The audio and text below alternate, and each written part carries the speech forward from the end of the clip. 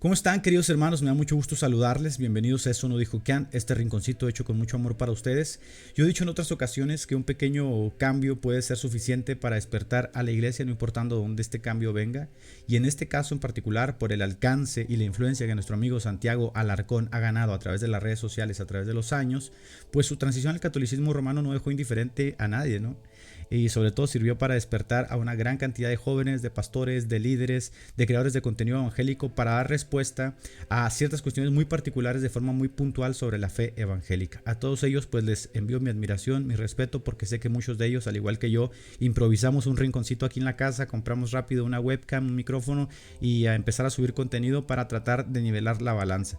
Yo sé que todos lo hacen desde sus plataformas, con sus estilos y sobre todo con lo que tienen al alcance, por lo cual pues les envío un abrazo caluroso y les insto a que sigan haciéndolo.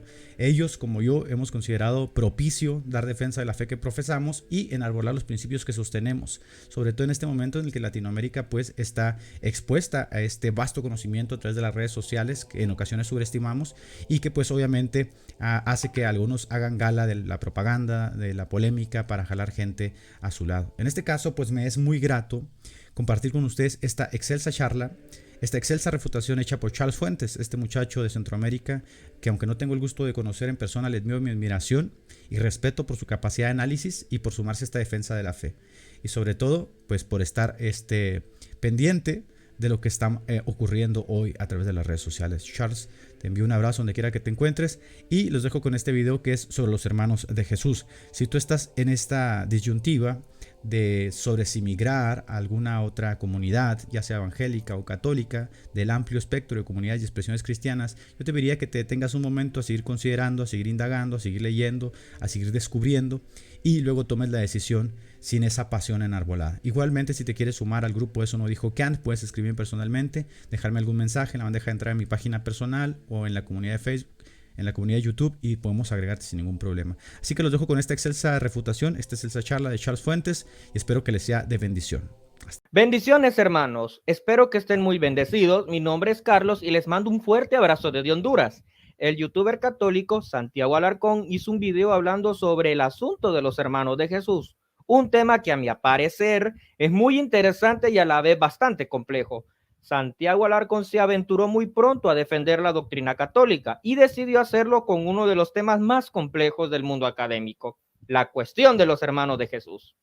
En mi sano consejo le digo a Santiago Alarcón que se tome su tiempo en estudiar y profundizar la doctrina católica para evitar decir algo que realmente no esté respaldado por la comunidad académica o que al menos evitar proponer tesis que actualmente se están descartando por no ser sostenible históricamente. Me di la libertad de escuchar todo el video de Santiago Alarcón porque él le pidió a las personas que lo estaban viendo que lo hicieran. Pude analizar sus argumentos. A continuación, daré mi respuesta a los puntos más importantes de su video. Así que comencemos. ¿Está bien? Entonces, en términos históricos, es altamente probable que Jesús no haya tenido hermanos, hijos de María y José. Bueno, al parecer ya iniciamos fuerte con el asunto. Según Santiago Alarcón, históricamente hablando, la tesis más plausible o más probable es que Jesús no haya tenido hermanos y que no hayan sido hijos de María y José. Lo que me sorprende es que él está dando el privilegio de la duda a las personas que sostienen una posición contraria a lo que él afirma.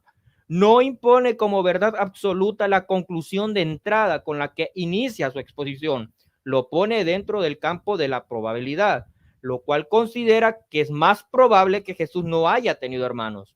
Yo, por el contrario, bueno, voy a defender la tesis más probable, la cual es que Jesús sí tuvo verdaderos hermanos, pero también le daré el privilegio de la duda a Santiago Alarcón. No voy a imponer esta creencia como una verdad absoluta, sino que va a estar en balanza a medida que se pueda probar.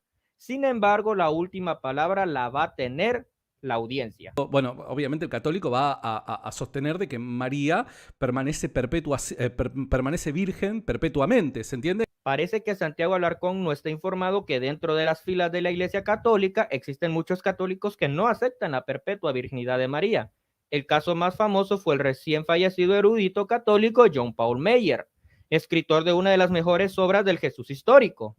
Este erudito católico fue elogiado ni más ni menos que por el Papa Benedicto XVI, Joseph Ratzinger, considerado incluso uno de los mejores teólogos contemporáneos. Aquí en Latinoamérica los católicos se escandalizan con facilidad al escuchar a un erudito, sacerdote o laico afirmar que María tuvo más hijos aparte de Jesús. Pero en países de primer mundo como Norteamérica o en Europa, la creencia que María tuvo más hijos está teniendo aceptación en el mundo académico católico. Lo sorprendente es que estas personas dicen todo esto y el Vaticano no los excomulga. De hecho, John Paul Meyer murió en comunión con el Vaticano, a pesar que el Vaticano sabía de antemano lo que este erudito andaba diciendo en sus libros con respecto a este tema.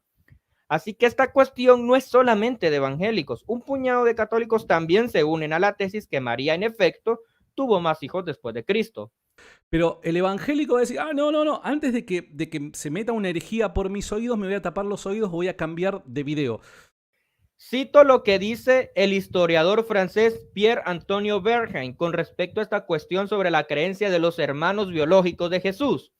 En nuestros días es aceptado por la mayoría de los exegetas protestantes y un número de eminentes de exegetas católicos, cuya probidad erudita es más fuerte que su alineamiento dogmático. ¿Qué te parece si dejamos hablar primero, antes de empezar el tema, dejamos hablar a los primeros protestantes, a los reformadores, a los que comenzaron todo este movimiento llamado la Reforma Protestante? ¿Qué opinaban ellos respecto a María? Bien, haces bien en citar a los reformadores con respecto a este tema, ya que tengo que darte la razón que existen muchos evangélicos fanáticos que consideran que la doctrina de la perpetua virginidad de María es cuestión únicamente de la doctrina católica romana.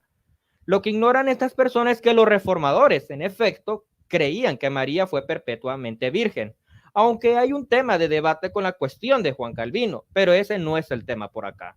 Lo que sí debemos dejar claro es que la Reforma Protestante dejó a la disposición de la conciencia de las personas aceptar o rechazar esta creencia. Es decir, los reformadores no miraron la doctrina de la perpetua virginidad de María como un dogma de fe obligatorio para los cristianos. De hecho, el mismo reformador Martín Lutero dijo lo siguiente: la Escritura no discute ni habla de la virginidad de María después del nacimiento de Cristo, asunto que preocupa mucho a los hipócritas, como si fuera algo de suma importancia de lo que dependiera toda nuestra salvación. Incluso Martín Lutero le molestaba que las personas defendieran esta creencia como una doctrina esencial de la fe.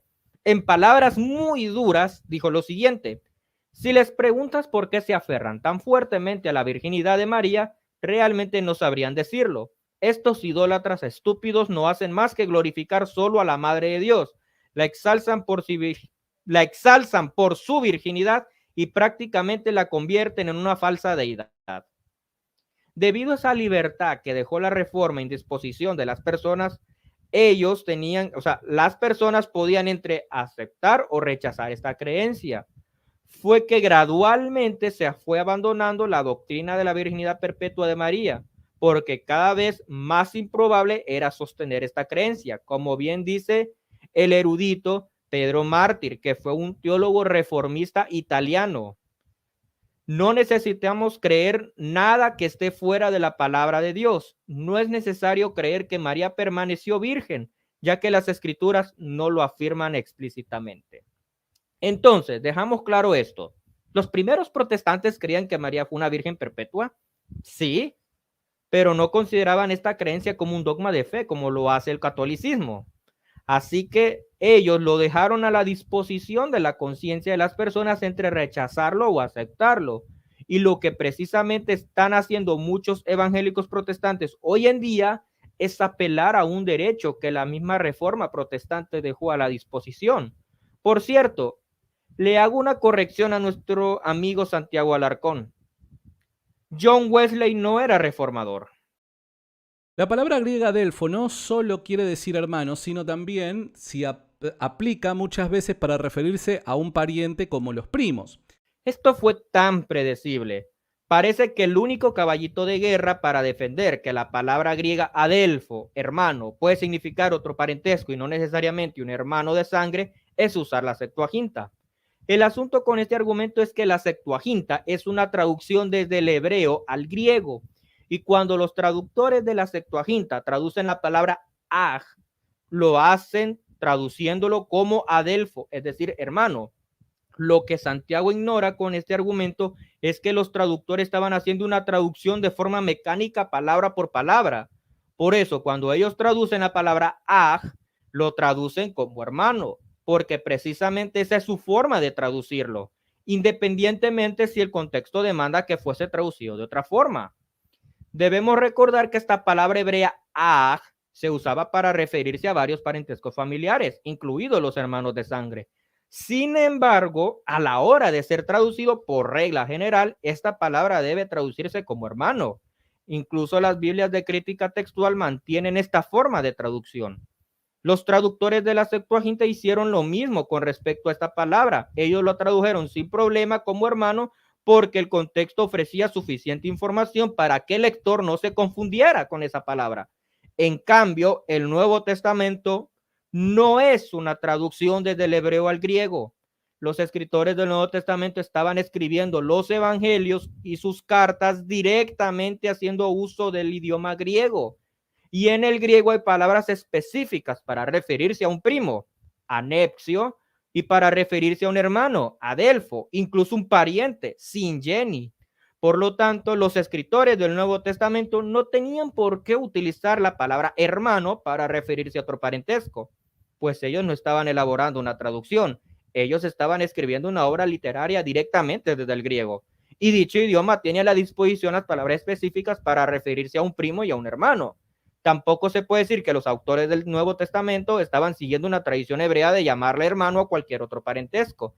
Y este es un punto que vamos a abordar más adelante. Citaré lo que dijo el erudito católico John Paul Meyer. Realmente, cualquier analogía entre los documentos griegos del Antiguo y Nuevo Testamento con respecto al uso de adelfos por primos es discutible porque esas dos colecciones de escritos tienen un origen muy diferente. En el caso del Antiguo Testamento griego, se trata de una traducción griega, un griego que a veces de manera servilo-mecánica interpreta palabra por palabra un texto sagrado hebreo tradicional. Por eso no es sorprendente que en ocasiones emplea adelfos para traducir aj, cuando la palabra hebrea no significa hermano, sino otra clase de parentesco. Pero los autores del Nuevo Testamento, cualquiera que sean las fuentes arameas, si es que hay alguna, subyacentes a ellos, ciertamente no tenían conciencia de estar tratando con un texto sagrado que debía ser traducido palabra por palabra de manera mecánica. Para que nadie me saque de contexto, digo, ¿la palabra adelfos quiere decir hermanos que comparten padre y madre? Claro que sí, pero no se limita a ese único significado. Bueno, a Santiago hay que recordarle que cuando los evangélicos decimos que Jesús tuvo hermanos, no estamos queriendo decir que Jesús compartió el mismo padre y la misma madre con sus hermanos, pues debemos recordar que Jesús no es hijo biológico de José. Por lo tanto, Jesús tiene hermanos biológicos por parte de María, es decir, medios hermanos. Así que la palabra hermano también se puede usar para una persona que solamente comparte a uno de los dos padres. Santiago parece no entender la cuestión del debate con respecto a la palabra adelfo. Como ustedes pueden ver, él ha colocado en la parte inferior del video 3 citas bíblicas donde la palabra adelfo no significa hermano de sangre, los cuales son Mateo 5:22, Mateo 7:3, Mateo 12:50. Pero parece que Santiago se le olvida que tanto protestantes como católicos están de acuerdo que la palabra adelfo se puede usar en un sentido literal cuando se trata de parentescos familiares, o en un sentido simbólico para referirse a una persona que pertenece al mismo clan, a las mismas ideas, la religión o país. Las citas bíblicas que muestra en pantalla no están abordando la cuestión del parentesco familiar, y ese no es el punto del debate. Ningún erudito católico, protestante, ortodoxo discute que cuando la Biblia habla de los hermanos de Jesús, realmente aquí está abordando el asunto del parentesco familiar. Nadie sugiere que hermano puede significar un sentido espiritual. El debate surge en saber cuál es el verdadero parentesco familiar de los hermanos de Jesús. Santiago no tiene por qué estar colocando citas bíblicas donde adelfo significa obviamente hermano en un sentido espiritual o en un sentido simbólico, porque ese no es el debate aquí. La palabra hermano figura 343 veces en el Nuevo Testamento y no hay ni un solo caso donde esta palabra se está aplicando a un primo.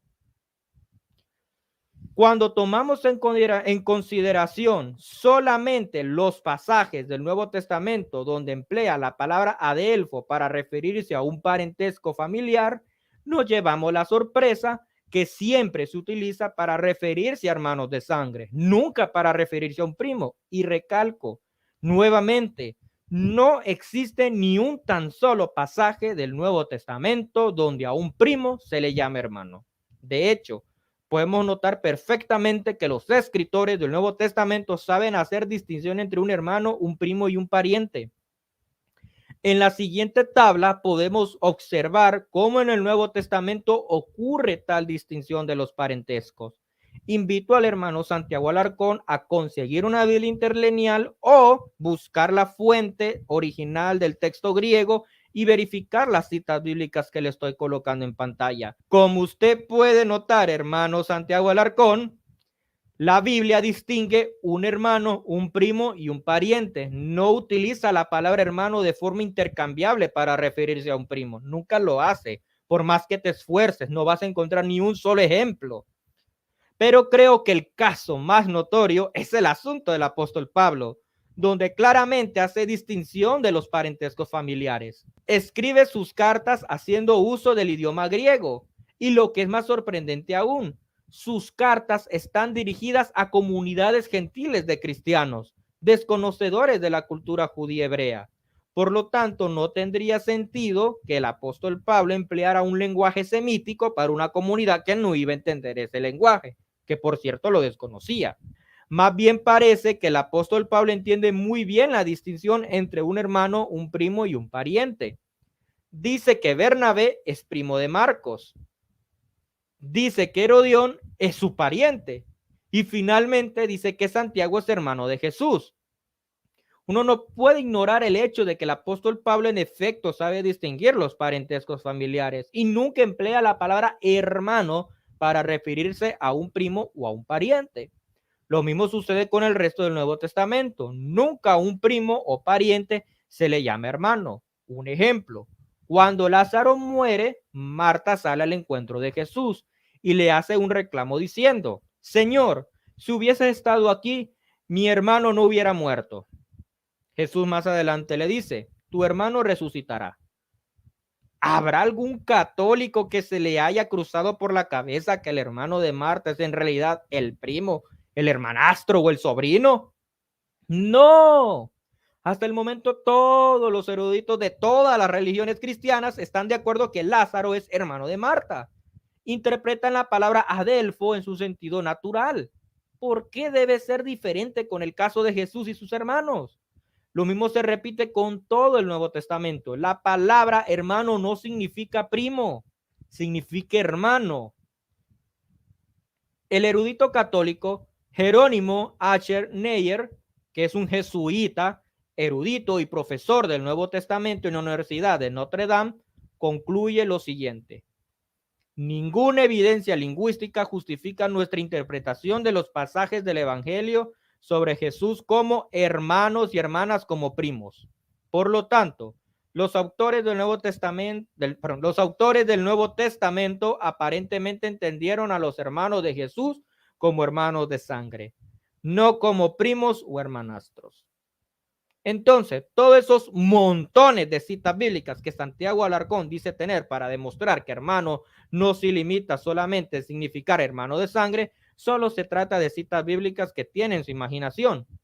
Porque cuando se utiliza la palabra hermano en referencia a un parentesco familiar, en el Nuevo Testamento únicamente se limita a un hermano de sangre. Santiago Alarcón no será capaz de citar ni un solo ejemplo donde a un primo se le está llamando hermano en el Nuevo Testamento. En el Nuevo Testamento que no pierda su tiempo porque no lo va a encontrar. Él va a venir con la Septuaginta, pero ya explicamos por qué la Septuaginta en estos casos no ayuda mucho. El Nuevo Testamento menciona a 2 Santiagos apóstoles. Eso es lo que dice el Nuevo Testamento, o al menos los evangelios. Santiago el mayor y Santiago el menor. La lista de los 12 apóstoles habla de Santiago el mayor y Santiago el menor. Ninguno de estos era hijo de José, padrastro de Jesús. Esto se debe porque tu error es creer que cuando el apóstol Pablo dice que Santiago, el hermano de Jesús, es apóstol, se refiere a algún apóstol del grupo de los 12. No, Santiago, no cometas ese error de novatos. Que el apóstol Pablo diga que Santiago, el hermano de Jesús, es apóstol, no debes dirigirte a la lista de los 12 apóstoles para saber quién es. Por ejemplo, Pablo y Bernabé eran llamados apóstoles. ¿A poco vas a ir a la lista de los 12 apóstoles para ver si alguien se llama Pablo Bernabé? No, ellos eran apóstoles en un sentido más amplio, no apóstoles en el grupo de los 12. Incluso algunos hasta aseguran que Andrónico y Junia eran apóstoles, ya que el apóstol Pablo dice que ellos eran dos grandes ilustres entre los apóstoles. Hiciste bien en identificar a Santiago de Gálatas 1:19 con Santiago dentro del grupo de los hermanos de Jesús, pero cometiste un error muy de novatos al creer que Santiago forma parte de los 12 apóstoles solo porque el apóstol Pablo le llama apóstol. Recuerda que llamarle apóstol a una persona no necesariamente esta persona tenía que haber pertenecido al grupo de los 12 discípulos, al menos que encuentres a un apóstol de Jesucristo, o sea, del grupo de los 12 llamado Pablo Bernabé. ¿Verdad que no?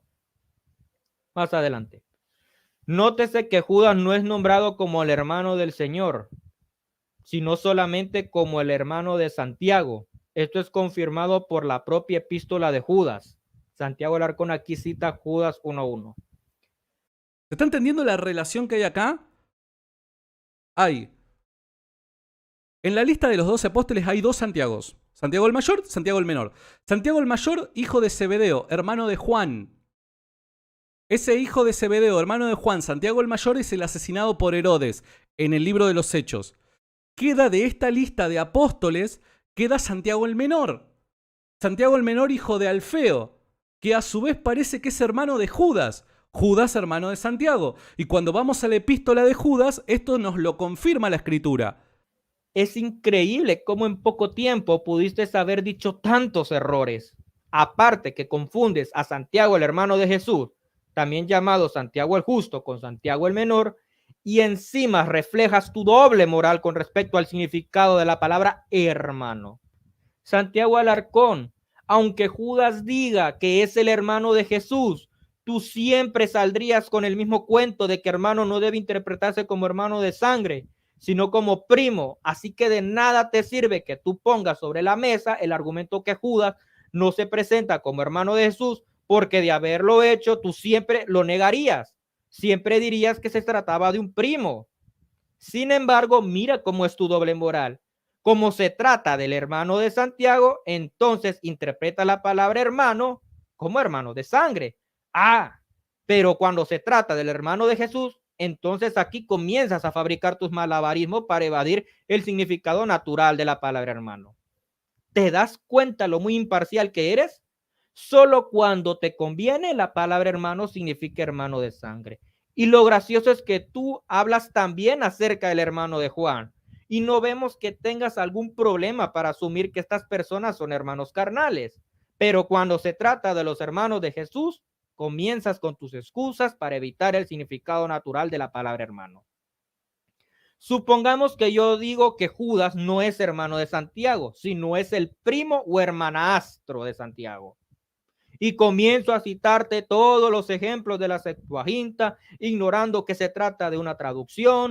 También comienzo a usar los mismos argumentos que utilizaste para alegar que hermano no debe limitarse con el significado de hermano de sangre, y así sucesivamente me termino elaborando un discurso igualito al tuyo. ¿Qué argumentos emplearías para refutarme? Ahí está tu imparcialidad, Santiago Alarcón. ¿Te das cuenta lo imparcial que eres al momento de analizar la cuestión de los hermanos de Jesús? Solo cuando te conviene, la palabra hermano significa hermano de sangre. Pero cuando se trata de los hermanos de Jesús, ahí comienzas con tu sofistería para concluir que hermano no significa hermano de sangre. Pero creo que la parte más crítica de tu video es cuando confundes a Santiago el justo con Santiago el menor, o peor, confunde los hermanos de Jesús con los discípulos que tienen el mismo nombre. En nuestro texto inicial, ¿quiénes eran los hermanos de Jesús? Santiago, José mucha relación hay acá, ¿no?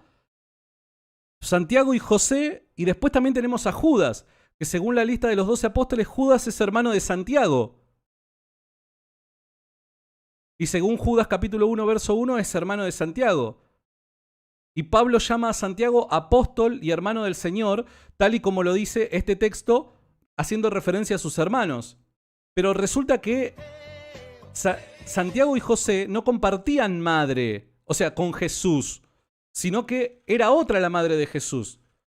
Antes de abordar el asunto de las mujeres que estaban al pie de la cruz y sobre Santiago y José como hijos de otra mujer diferente a la madre de Jesús, debemos dejar muy claro que no deben confundirse a los hermanos de Jesús con los apóstoles que tienen el mismo nombre. Este es un error que comete muy a menudo Santiago Alarcón en su video.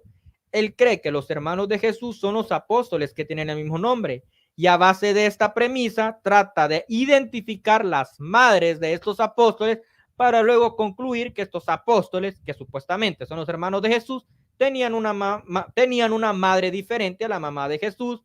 Pero debemos dejar claro una cosa: no deben confundirse los hermanos de Jesús con los apóstoles del mismo nombre. La razón más obvia es porque los hermanos de Jesús eran incrédulos mientras Jesús ejercía su ministerio público. Los apóstoles, a cambio, todos eran creyentes en el mensaje de Jesús, tal como dijo el apóstol Pedro en representación del grupo de los 12. Y les dijo: ¿y vosotros quién decís que sois? Respondiendo Simón Pedro dijo: tú eres el Cristo, el Hijo del Dios viviente, como también confirma el Evangelio de Juan. Y nosotros creemos y conocemos que tú eres el Cristo, el Hijo del Dios viviente. Los discípulos de Jesús creían que Jesús era el Mesías, incluyendo los apóstoles que tenían el mismo nombre de los hermanos de Jesús. Sin embargo, los hermanos de Jesús en ese momento eran incrédulos, no creían en él, tal como narra el Evangelio según Juan, porque ni aún sus hermanos creían en él. Por lo tanto, los hermanos de Jesús no eran sus discípulos, eran incrédulos. Esto nos lleva a otro punto. Santiago, el hermano del Señor, no se puede referir a uno de los dos Santiagos del grupo de los 12 discípulos. Por lo tanto, existe un tercer Santiago, y ese tercer Santiago es el hermano de Jesús, conocido como Santiago el Justo.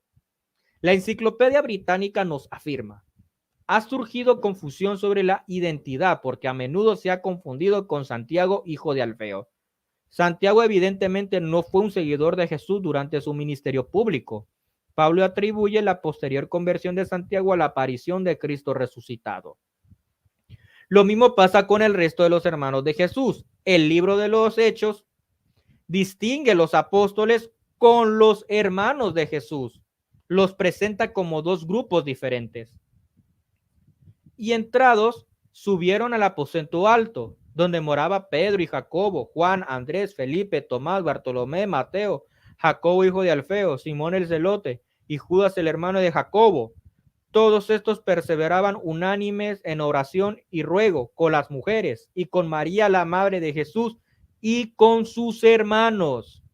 ¿Se dan cuenta ustedes que la Biblia presenta a los hermanos de Jesús como personas diferentes a los apóstoles? Menciona explícitamente el nombre de los 11 apóstoles, menos Judas porque se suicidó. Coloca a los hermanos de Jesús como un grupo distinto a los apóstoles. ¿Por qué el escritor de los Hechos de los Apóstoles no omitió mencionar a Santiago, Judas y Simón, dejando solo 8 apóstoles, ya que estos 3 apóstoles restantes estarían en el grupo de los hermanos de Jesús?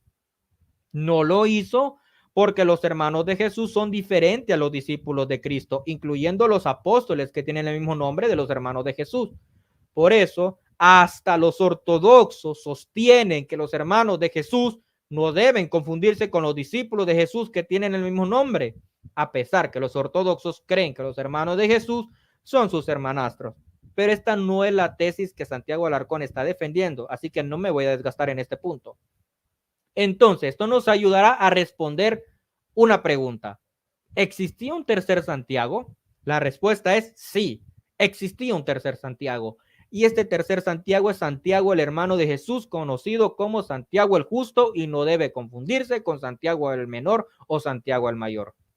Entonces, de nada te sirve que le estés buscando quién fue la madre de Santiago el Menor y su hermano José, porque ese Santiago no es la misma persona con Santiago el Justo, el hermano de Jesús. Básicamente desperdicias tu tiempo en eso. No te diste la tarea de investigar a fondo este asunto con respecto a lo que creemos sobre el asunto de los hermanos de Jesús. Simplemente estás repitiendo los mismos argumentos de siempre por parte de muchos apologistas católicos y por eso tu análisis es un poco simplista.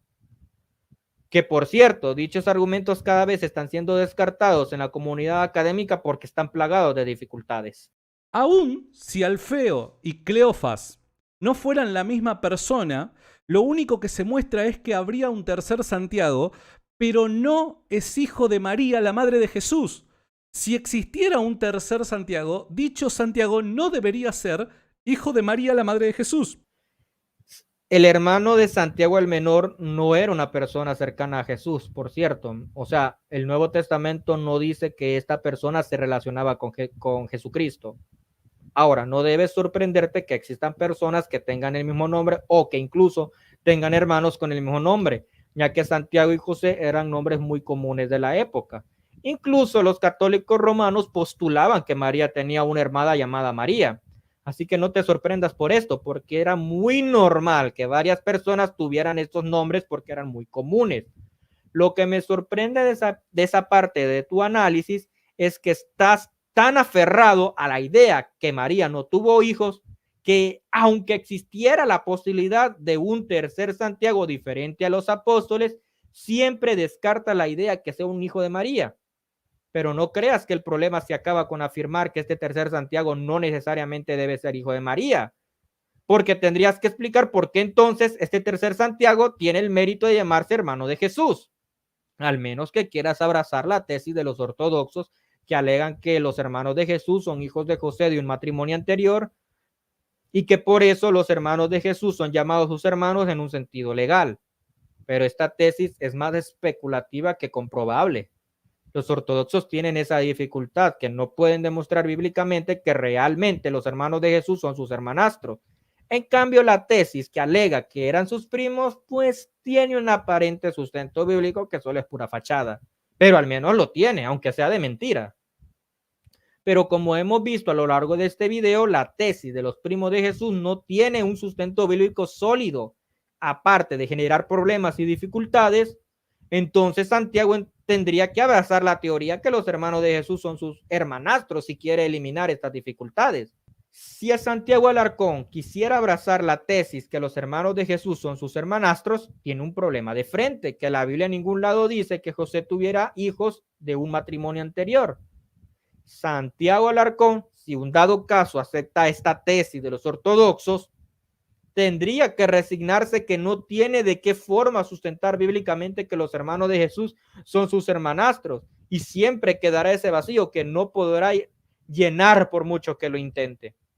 Pero le tenemos la otra opción, si él la quiere aceptar, creer que los hermanos de Jesús son realmente sus hermanos, ya que goza de más plausibilidad filológica y evita los problemas que genera la creencia que los hermanos de Jesús son sus primos, porque fíjate, confundes a los hermanos de Jesús con los apóstoles del mismo nombre, confundes a Santiago el Menor con Santiago el Mayor, y tienes la dificultad de que en ninguna parte del Nuevo Testamento hermano significa primo. Entonces tienes estos problemas de frente, problemas que te los podrías ahorrar si creyeses que los hermanos de Jesús son sus hermanastros.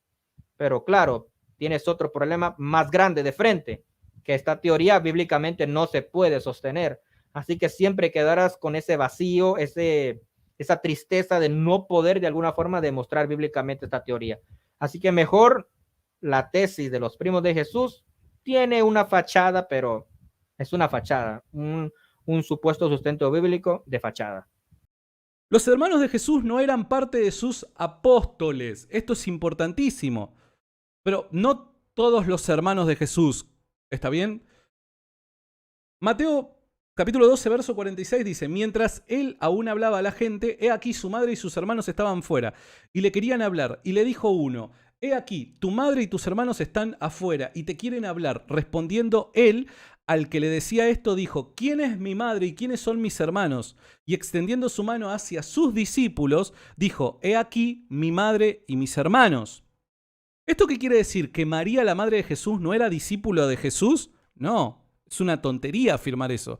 Evidentemente Parece que María... Santiago Alarcón no se da cuenta que nosotros, cuando alegamos que los hermanos de Jesús no formaban parte de los discípulos de Cristo, no lo hacemos únicamente aludiendo a la distinción que se hace en Mateo 12:46. El texto de Hechos, capítulo 1, 13 al 14, refleja muy bien que el grupo de los hermanos de Jesús es un grupo aparte de los discípulos de Cristo. No creo que sea necesario volver a repetir el argumento porque ya lo dejé muy claro. Pero lo irónico de esta parte del análisis de Santiago Alarcón es porque él mismo se está colocando la soga al cuello. Pues en este episodio de los evangelios, Jesús está transfiriendo los nombres de los parentescos familiares a sus seguidores, pero en un sentido espiritual. Es decir, Jesús quiere dar a entender que afuera está su madre y sus hermanos carnales, pero aquí adentro están mi madre y mis hermanos espirituales. Pero supongamos que los hermanos de Jesús que estaban allá afuera eran sus primos. Jesús quiso decir que mi madre y mis primos son los que hacen la voluntad de mi Padre que está en los cielos. No. O sea, pierde fuerza el aforismo que Jesús quiere dar a entender aquí. Jesús quiere enseñarle a sus seguidores que ahora ellos son su nueva familia en un ámbito espiritual. Por eso toma los parentescos de su familia carnal y se lo atribuye a sus seguidores, pero en un sentido espiritual, dando a entender que ahora sus seguidores son tan cercanos a Jesús como lo son su madre y sus hermanos. Pero imagínate, Jesús nos está enseñando que ahora todos los que hacen la voluntad de Dios son primos. O sea, eso sería ridículo, ¿verdad? Mi madre y mis hermanos, no. Mi madre y mis primos. Qué lógico suena eso, ¿verdad, Santiago Alarcón? Bueno, ¿no es este el primogénito? Lucas capítulo 2, verso 7 habla de que Jesús es el primogénito de María. Entonces muchos van a decir que, que como es el primogénito, se sobreentiende de que María tuvo más hijos. Bueno, esto no necesariamente quiere decir eso. Por dar un ejemplo, podría haber señalado un montón de ejemplos bíblicos, pero por una cuestión de tiempo señalo solamente algunos. ¿Está bien? Eso lo quiero aclarar nada más. No siempre esta palabra quiere decir el primero, cronológicamente hablando de muchos. En Génesis 41:52 se nos dice que Efraín es el segundo en nacer, pero en Jeremías 31:9 es llamado el primogénito. En Apocalipsis 1:5 Jesús es llamado el primogénito de entre los muertos, pero sabemos que esto no es así literalmente hablando. Santiago Alarcón tiene razón al decir que la palabra hijo primogénito no necesariamente significa que nacieron otros hijos después del nacimiento de Cristo.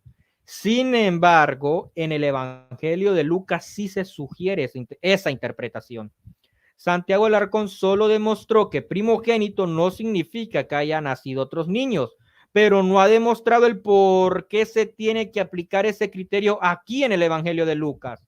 No lo ha demostrado, no puede por qué demostrar, o sea, no puede demostrar el por qué en el Evangelio de Lucas no se puede aplicar el criterio de que primogénito significa que nacieron otros niños después. O sea, él solo propuso que primogénito puede significar que no nacieron otros niños, lo hizo bien, pero no ha demostrado el por qué ese criterio debe traerse aquí.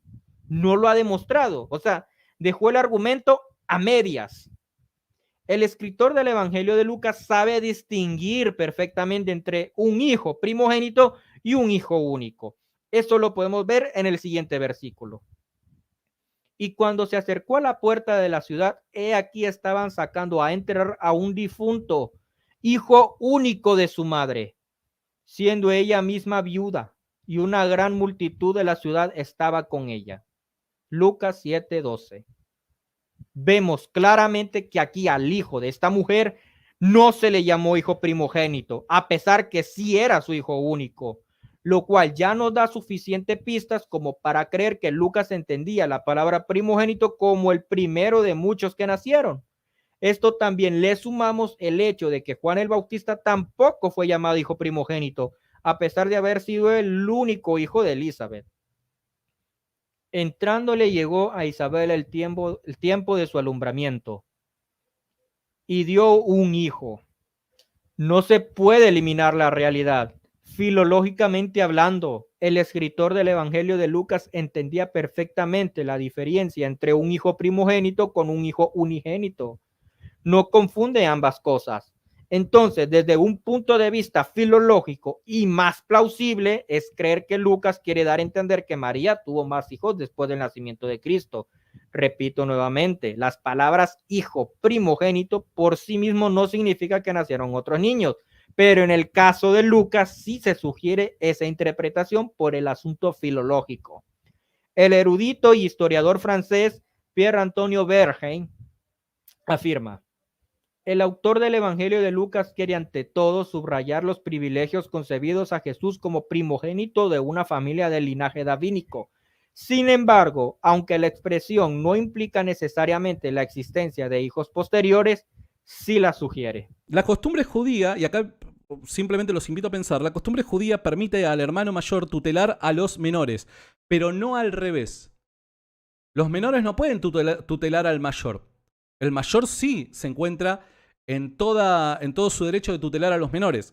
Pero en Juan capítulo 7, verso 3 y 4 y Marcos capítulo 3, verso 21, la Biblia nos señala de que los hermanos de Jesús estaban exhortándole muchas veces o trataban de corregirlo de alguna manera. Bueno, parece que Santiago Alarcón está omitiendo que más que un aparente consejo por parte de los hermanos de Jesús, lo que se ve principalmente es una forma de burla, lo que le están haciendo a los hermanos de Cristo. Los hermanos de Jesús creían que Jesús había enloquecido.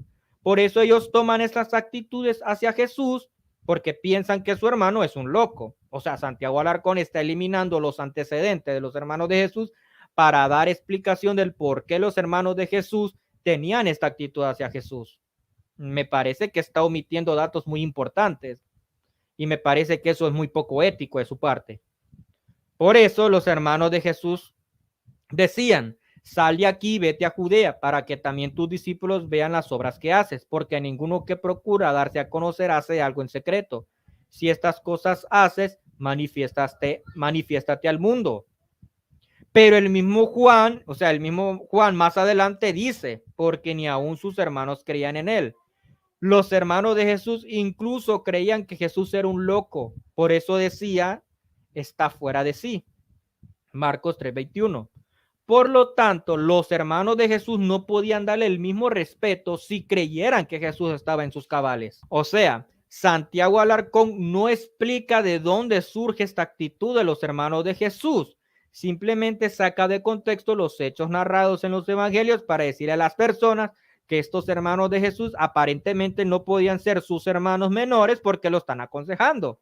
Cuando en realidad lo que está pasando aquí es que los hermanos de Jesús se están burlando de Cristo porque ellos creen que Jesús es un loco y por lo tanto no creían que Jesús era el Mesías. Como dice el dicho, un texto fuera de su contexto es un pretexto. Por eso, más que un simple consejo, lo que vemos es una forma de burla de los hermanos de Jesús hacia Cristo.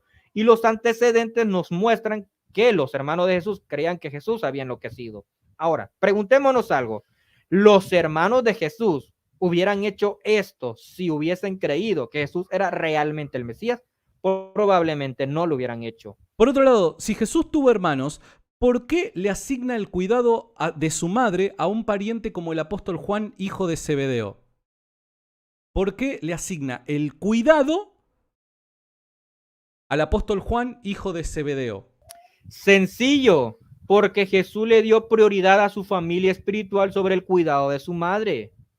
María en ese momento estaba dolorida al presenciar la muerte de su hijo. Por lo tanto, no solamente necesitaba un consuelo emocional, sino también espiritual.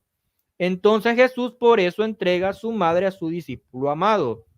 Según tu hipótesis, si Jesús hubiera tenido hermanos, entonces que María se hubiese quedado con sus hermanos incrédulos, aguantándose el sufrimiento por 3 días mientras Jesús resucita y convence a sus hermanos que Jesús realmente es el Mesías. Pero me parece que no estás analizando el hecho que Jesús realmente le está dando prioridad a su familia espiritual, porque está tomando en consideración el dolor ni más ni menos que de su propia madre. ¿O es que acaso tú, Santiago Alarcón, vas a dejar a tu madre sufriendo 3 días, teniendo la posibilidad de hacer algo por ella para aliviar un poco su dolor? Bueno, Santiago Alarcón dice que Jesús podía dejar su madre a sus hermanos incrédulos y que la pobre María se aguantara 3 días de sufrimiento con ellos, en vez de dejarle a su disposición un apóstol para que la ayudara en su dolor y soportar este momento de prueba para que fuese un poco más leve. No, Santiago Alarcón dice que se hubiese quedado con los hermanos incrédulos de Jesús y que María se hubiese aguantado 3 días de horrible sufrimiento mientras Jesús espera. Vaya, qué amor de hijo hacia una madre. Muy bien, pero aquí viene el siguiente problema. ¿Quiénes cuidaban de María mientras Jesús estaba predicando? ¿Sus primos? ¿Los hijos de José de un matrimonio anterior? ¿O acaso María se fue a vivir con una de sus hermanas? No importa qué opción tú elijas, Santiago. María tuvo que estar al cuidado de alguien mientras Jesús estaba de un lado a otro predicando. Pero la cuestión es esta. ¿Por qué Jesús no siguió confiando en esas mismas personas que cuidaban de María y a cambio le pide a Juan que cuide de ella? Por lo mismo, Jesús le dio prioridad a su familia espiritual.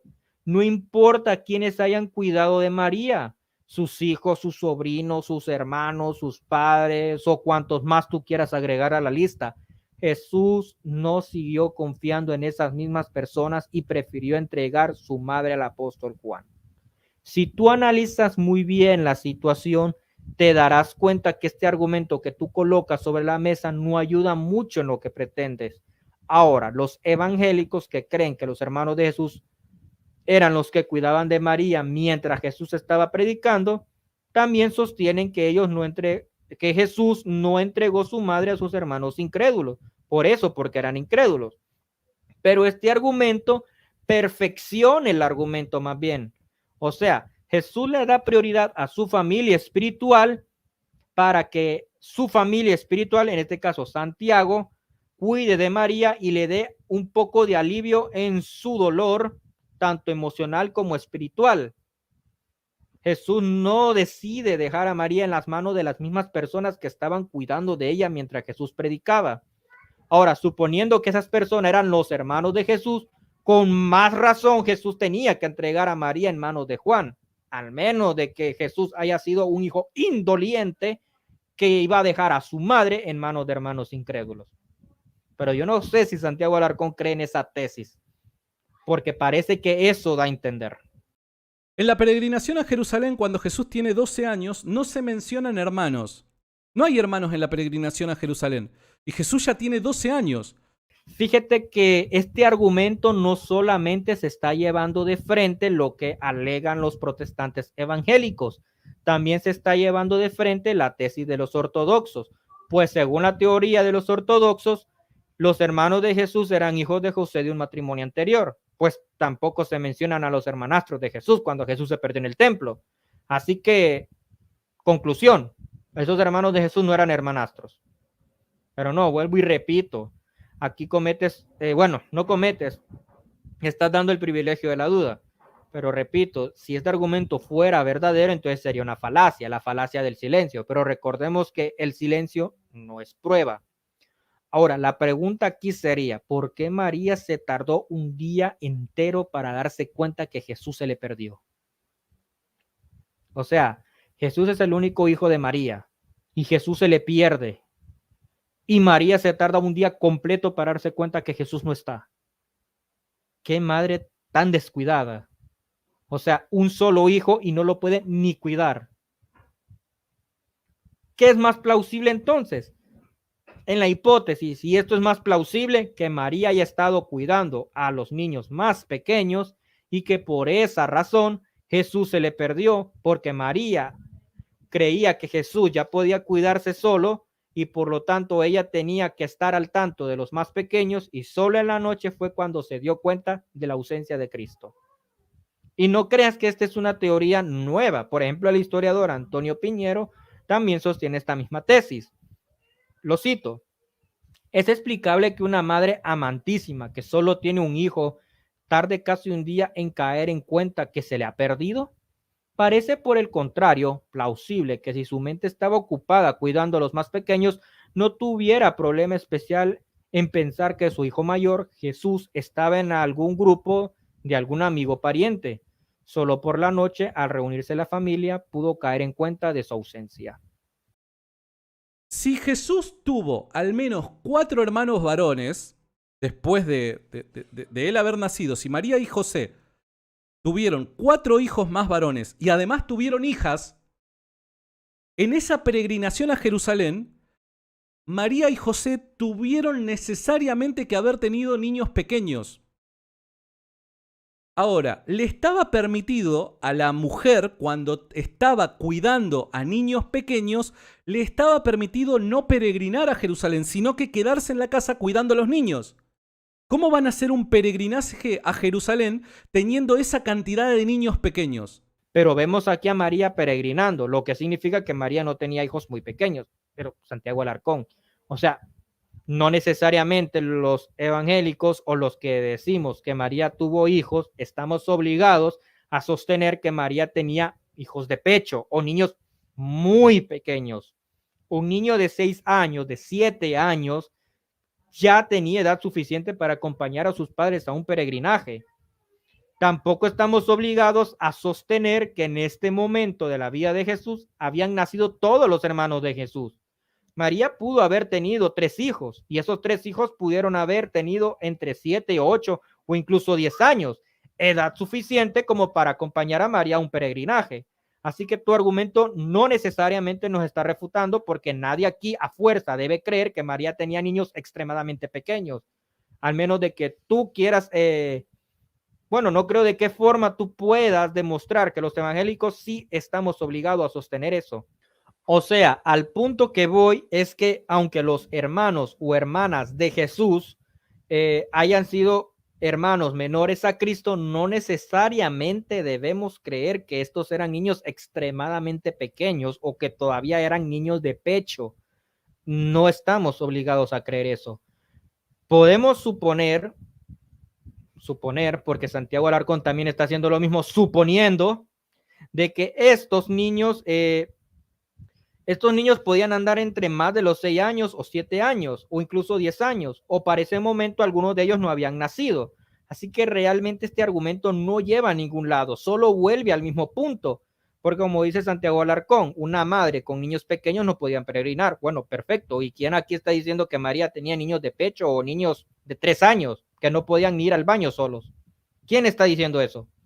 Nadie. O sea, tampoco estamos diciendo que para ese momento habían nacido todos los hijos de María. Nadie. Así que ese argumento que lanza Santiago Alarcón no lleva a ningún lado. Vuelve al mismo punto. Así que no avanzó en nada. Lo que sí tiene que por solucionar es decirnos cómo es que María, con un solo hijo, se haya tardado un día entero para darse cuenta que Jesús no estaba. ¿En qué mundo estaba María? ¿Qué era lo que realmente pensaba María en ese momento? Como dice Antonio Piñero, es más plausible que María, estando ocupada por los niños más pequeños, ella haya creído que Jesús, al tener 12 años, ya casi los 13, edad en la cual en la cultura judía una persona podía ser responsable de sus actos, entonces María, confiada en la edad de Jesús, se descuidó de él por andar cuidando a los más pequeños. Ya en la noche se dio cuenta que Jesús estaba ausente. Ahora, si Jesús era el único hijo, pues qué madre tan descuidada. María se descuidó de Jesús, incluso José se descuidó. El hasta que no siempre en el lenguaje bíblico quiere decir que necesariamente ocurre luego otra cosa. No siempre. Obviamente van a haber veces que sí, pero no siempre esto quiere decir que así sea. Simplemente es una referencia. Nada más. Es una manera de hablar. Nada más. Bueno, parece que Santiago Alarcón quiere dar a entender que la frase hasta que no implica necesariamente que realmente va a ocurrir un cambio de estado o circunstancia. Lo que me parece bastante extraño con esta frase en el Evangelio de Mateo es que realmente no sigue con un curso natural de la narración, si fuera verdad lo que dice Santiago Alarcón. La mención de los hermanos de Jesús combinados con este texto bíblico claramente da a entender que María y José tuvieron relaciones sexuales después del nacimiento de Cristo y en consecuencia tuvieron más hijos. El escritor del Evangelio de Mateo no hace ni el más mínimo esfuerzo por tratar de dar a entender que esta frase hasta que debe interpretarse como lo propone Santiago Alarcón.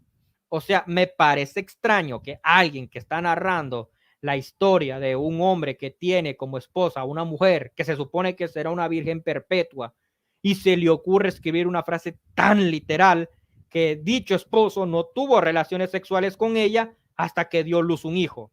O sea, si creyéramos que Mateo tenía en mente que María no tuvo más hijos, entonces me parece que Mateo está troleando al lector, porque más adelante hace mención de los hermanos de Jesús, sin proveer un contexto que estos hermanos de Jesús son hijos de la tía de Jesús, la cual viene a crear más confusión al respecto. ¿No parece más razonable creer que en realidad María sí tuvo hijos con su esposo al emplear una frase tan literal, tan polémica, tan oscura, tan descuidada como esta? Hay que razonar un poco. Creo que no hace daño a nadie. No le hace daño a nadie ponerse a pensar un poco. Las palabras griegas de donde se traduce hasta que es eus o. Todas las veces que se utiliza esta construcción griega en el Nuevo Testamento, todas las veces dan a entender que hubo un cambio de estado o de circunstancia. En el Antiguo Testamento o Septuaginta griega, esta frase hasta que se usa muy pocas veces para dar a entender que hubo un cambio de estado o de circunstancia, pero debemos entender que las excepciones no deben convertirse en regla. La mayoría de casos en el Antiguo Testamento donde se utiliza esta expresión siempre da a entender que hay un cambio de estado o de circunstancia. Por lo tanto, debemos darle prioridad a esta forma de entender esta construcción gramatical y no usar una interpretación marginada y peor para darle explicación a un texto tan polémico como el caso del Mateo 1:25. De hecho, ninguno de los ejemplos que coloca Santiago Alarcón en su video usan la misma construcción gramatical que se usa en Mateo. Mateo 1:25 se usa eus o, pero en Génesis 28:15 se está usando eusto. No es la misma construcción gramatical. En Mateo 28:20 tampoco usa la misma construcción gramatical. Eus o no está usando esa misma construcción. Se está usando eustes. Lo mismo segunda de Samuel 6:23. No se está usando eus o, se está usando eustes. O sea, de los 3 ejemplos que mostró Santiago Alarcón en su video, ninguno usa la misma construcción gramatical de Mateo 1:25. Y el caso del hasta que en el Nuevo Testamento es lo mismo con el asunto de los hermanos de Jesús, o sea, Adelfo. No existe ningún ejemplo en el Nuevo Testamento donde eus o significa que no va a ocurrir un cambio de estado o de circunstancias. De hecho, todos los casos donde se utiliza esa misma construcción gramatical eus o indica que va a ocurrir un cambio de estado o de circunstancias. Como cualquier idioma que existe en el mundo, el idioma siempre tiene que cambiar con el tiempo. Así que la frase hasta que eus o en el Nuevo Testamento se limitó únicamente para indicar que va a ocurrir un cambio de estado o de circunstancias. Esta construcción gramatical de Mateo 1:25 aparece 19 veces en el Nuevo Testamento y en todas las veces siempre indica que va a ocurrir un cambio de estado o de circunstancias. El comentario bíblico Mundo Hispano señala este punto. Sin embargo, la expresión hasta que se usa en Mateo 1:25, en griego una conjunción acompañada por un adverbio, se encuentra 19 veces en el Nuevo Testamento y siempre indica o implica claramente un cambio en la condición después de un punto de tiempo. Pondremos 2 ejemplos. Mateo 18:34. Y enojado su señor lo entregó a los carceleros para que lo torturaran hasta que pagara todo lo que debía. Noten ustedes, en el texto griego está usando eus o, está usando la misma construcción gramatical de Mateo 1:25. ¿Quién de aquí me va a decir que después de que haya pagado su deuda no sacaron a esta persona? ¿Quién va a sugerir eso? De hecho, es el texto favorito para demostrar el purgatorio.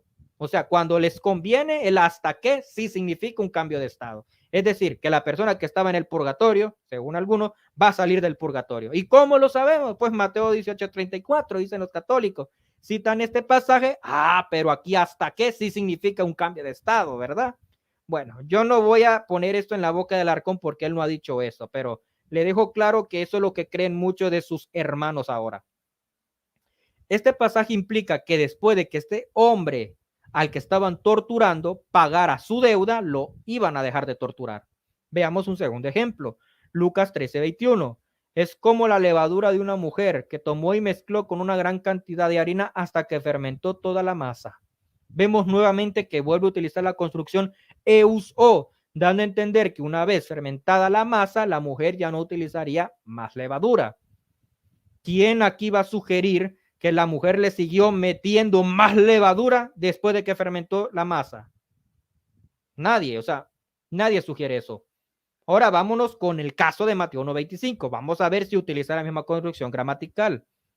Y no la conocía hasta que ella dio a luz un hijo y le puso por nombre Jesús. Vaya, vaya. Miren qué tenemos aquí. No es pura casualidad esto. Utiliza exactamente la misma construcción gramatical. Eus-o. ¿Cree usted que esto es casualidad? No lo creo.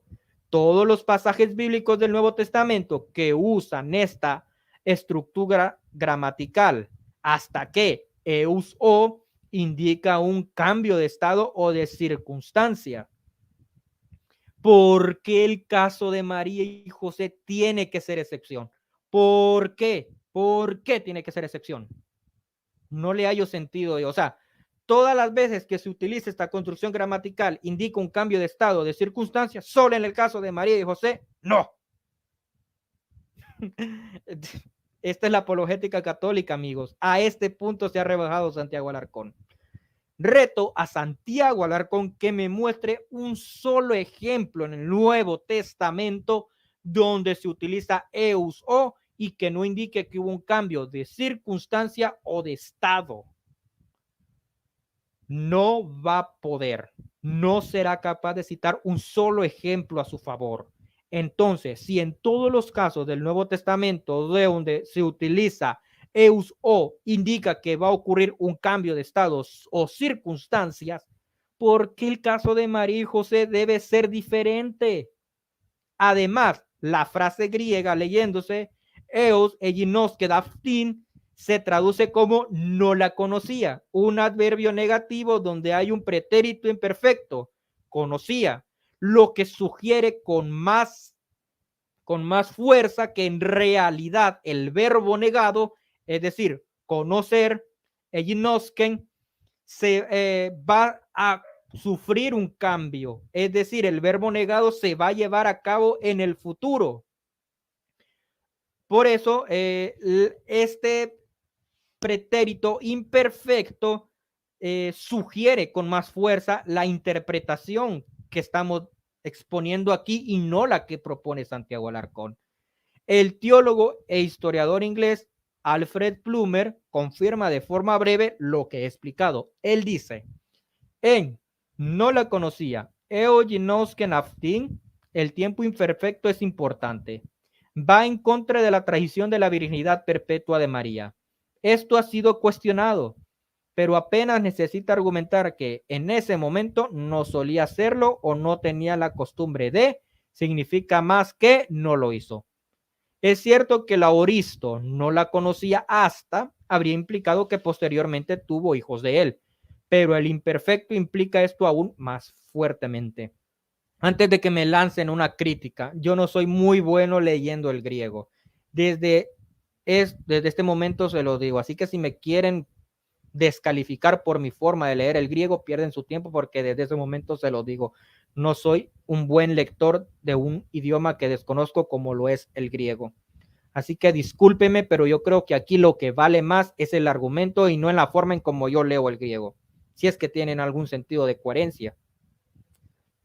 Muy bien, vuelvo y repito, además, esta cita combinado con la mención de los hermanos de Jesús en los 4 evangelios sugieren que estos hermanos de Jesús son hermanos como tal.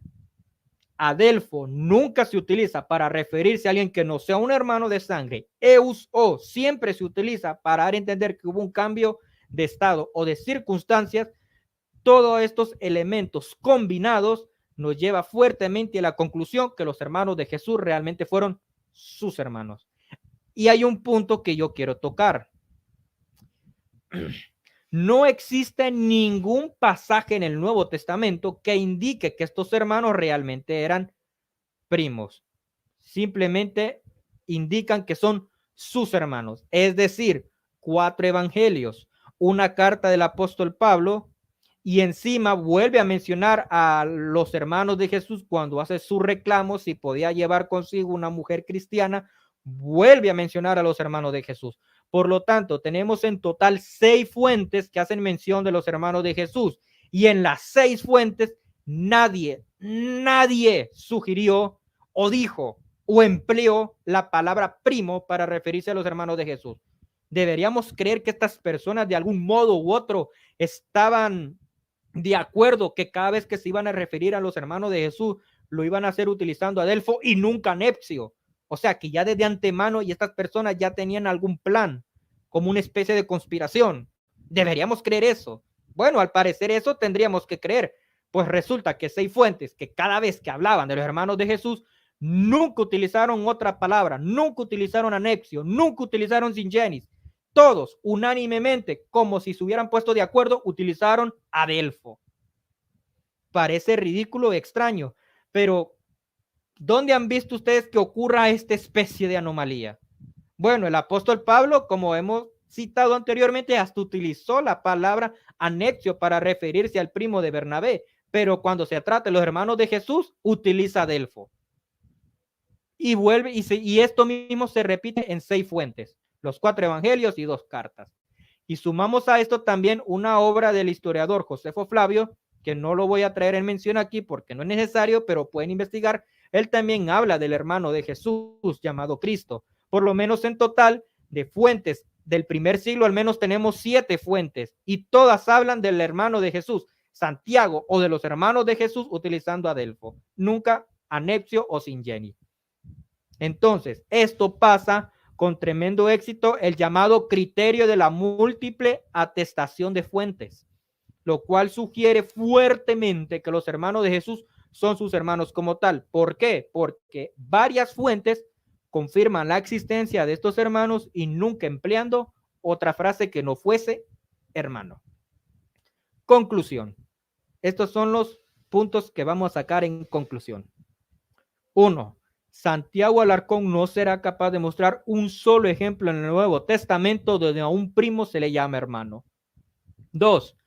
Todos los casos donde se usa adelfo en el Nuevo Testamento dentro de un contexto parental familiar, siempre se usa para referirse a un hermano de sangre.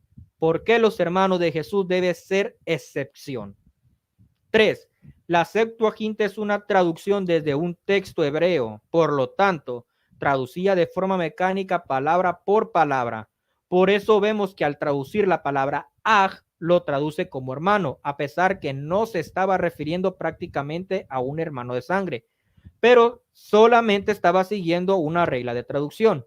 El contexto le deja claro al lector cómo debe entenderse la palabra hermano, algo que no pasa en el caso de los hermanos de Jesús, donde los evangelios no proveen un contexto. 4. Santiago Alarcón confunde a Santiago el justo, hermano de Jesús, con Santiago el menor, hijo de Alfeo. 5. Santiago Alarcón confunde a los hermanos de Jesús con los apóstoles que tienen el mismo nombre. 6. Santiago Alarcón ignora el uso filológico del Evangelio de Lucas, donde hace distinción entre un hijo único y un hijo primogénito. 7. Santiago Alarcón ignora que los hermanos de Jesús básicamente no estaban aconsejando a Jesús, aunque aparentemente sí parece que lo hacen. Lo que están haciendo más bien es como burlarse de Jesús, pues los evangelios dejan claro que los hermanos de Jesús eran incrédulos y creían que Jesús estaba loco. Es más probable que no hubieran tomado esta actitud si ellos hubiesen creído en el mensaje de Jesús. Pero el simple hecho de que ellos creyeran que ya estaba loco Entonces los hermanos de Jesús se dieron la libertad de darle un aparente consejo, pero que solamente era una burla. 8.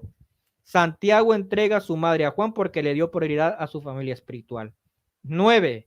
Santiago debe explicar la razón por la cual María se descuidó de Jesús un día entero y solo en la noche se dio cuenta de su ausencia. 10. Santiago no será capaz de citar un solo ejemplo en el Nuevo Testamento donde eus o se indica para señalar que no hubo un cambio de estado o circunstancia. De hecho, esta construcción gramatical aparece 19 veces en el Nuevo Testamento y en todas esas veces indica que va a ocurrir un cambio en el verbo negado una vez cumplida una condición. Los ejemplos que utilizó Santiago Alarcón en su video, ninguno emplea la construcción eus o. 11. Los hermanos de Jesús siempre son señalados como sus hermanos. Ningún otro documento bíblico llama a los hermanos de Jesús de otra forma, a pesar que sí conocían el uso de anepsio, como lo confirma el caso del apóstol Pablo. Por lo tanto, los hermanos de Jesús pasan el criterio de la múltiple atestación de fuentes, lo que sugiere con más certeza que Jesús sí tuvo hermanos. Ahora bien, vamos a dar una conclusión definitiva. ¿Qué podemos concluir de todo esto? Bien, les diré que yo no voy a ser la persona que dará la conclusión. Lo va a dar un erudito católico para que después no digan que yo, por medio de mi fanatismo anticatólico, estoy sacando conclusiones que no son. No, vamos a dejar que un erudito católico saque la conclusión. En este caso, Jean Paul Meyer, quien concluye. En el Nuevo Testamento no existe ni un solo caso donde indiscutiblemente hermano signifique primo, ni siquiera hermanastro, mientras que hay abundantes ejemplos donde tiene el sentido de hermano consanguíneo. Por eso, la opinión más plausible desde un punto de vista puramente filológico e histórico es que los hermanos y hermanas de Jesús eran realmente tales. Muy bien, mis hermanos, la conclusión no la di yo, la hizo un erudito católico. Y también lo ha hecho así varios eruditos católicos. Así que esto ha sido en mi exposición. Espero que Santiago Alarcón analice estos argumentos de una respuesta sólida y que no repita los mismos argumentos obsoletos que presenta aquí los católicos latinoamericanos como novedad. Muy bien, aunque esto no forma parte de la exposición de Santiago Alarcón y realmente no tenía la intención de responderlo, pero sí me voy a ver obligado a responderlo, porque según Santiago Alarcón, Ireneo León creía en la virginidad perpetua de María. Santiago Alarcón, Ireneo León en ningún momento habla tal cosa. Habla referente a la virginidad de María antes del parto. Te reto a que me cites ese texto de Ireneo donde habla acerca de la virginidad perpetua de María. Muy bien, hermanos, esto ha sido todo. Espero que les haya gustado el video. Realmente fue un gran privilegio para mí estar aquí compartiendo con ustedes. Compartan el video. Recuerden, aquí no vengo a imponer una verdad absoluta. Santiago Alarcón tiene el privilegio de la duda de creer que Jesús no tuvo hermanos, pero como hemos visto, es más probable que los haya tenido. Bendiciones, hermanos. Un abrazo desde Honduras. Espero que estén muy bien y me despido. Bendiciones. Chao.